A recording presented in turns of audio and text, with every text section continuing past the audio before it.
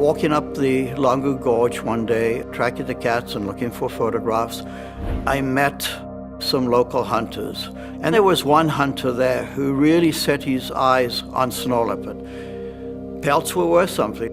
And as I went up, I noticed there were these spears sticking up on the ground. So any animal coming along would sort of jump and impale itself on a spear. And sure enough, we went further over the cliff.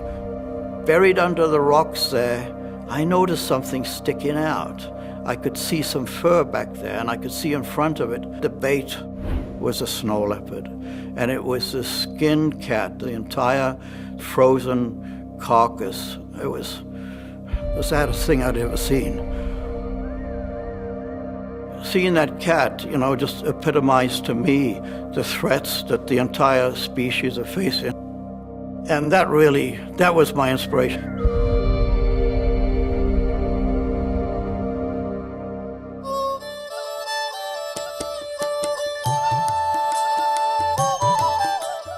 I've been at meetings where government officials and researchers are arguing amongst themselves, and then when he speaks up, the whole room goes silent. There is this reverence people have for Rodney. When he speaks, everybody kind of listens. We realize that science only takes you so far. I think the thing about Rodney's personality that really has enabled him to carry through his vision goes back as far as his childhood when he was running around in South Africa and finding tracks of leopards and wildlife. For over 30 years, Dr. Rodney Jackson has chased his childhood dream. Working in the high mountain ranges, Jackson has tracked and studied the elusive snow leopard on foot and for months at a time. While the views can be spectacular, the elevation can be especially challenging for Jackson. Snow leopards live generally above 12,000 feet. The more precipitous it is, the more cliffs it has, the better the snow leopards love it.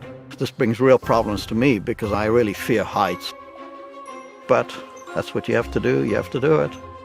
Rodney is the pioneer of snow leopard conservation, and anyone who's been in snow leopard habitat realizes how difficult it is to find these animals, and the fact that he's been able to carry out long-term research on them is just really, really exciting, really terrific. To see the snow leopard, you have to go in the dead of winter. You have to sleep in a tent in temperatures down 20 below zero. The study that we did in Nepal in the 1980s, we ended up being snowbound in a two-person camping tent for 7 weeks. And that was my first introduction to Rodney's tenacity, actually. Jackson's dedication begins with basic science.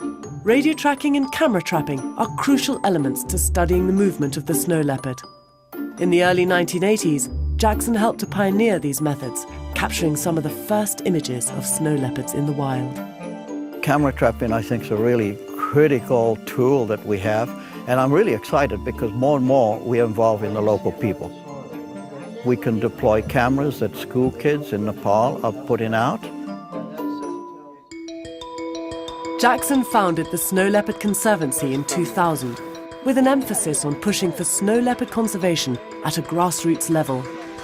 Dealing with issues that arise from human-animal conflict in the snow leopard's home range means helping citizens of these areas to maintain their way of life while learning to coexist with the snow leopard. The communities that suffer from livestock depredation are really not behind it all because they see the snow leopard as a pest. We've got to ensure that the herders that live in these remote areas see the snow leopard as being more valuable alive than dead. The shamans and the... Dealing with that, you've really got to address the educational component as well as some of the cultural mindsets, which, sometimes can go back, several hundred or 1,000 years. Through these partnerships with local people that I think is going to be the future to the snow leopard in two ways. One is to reduce the depredation of livestock. More important is to improve people's livelihoods. After over 30 years devoted to studying the snow leopard, Jackson knows that conservation of the cats has reached a critical stage. The clock is approaching the midnight hour. We've got to act quickly, and it's all the more clear to me that what we need is the partnership of all people to work together to protect this really rare cat.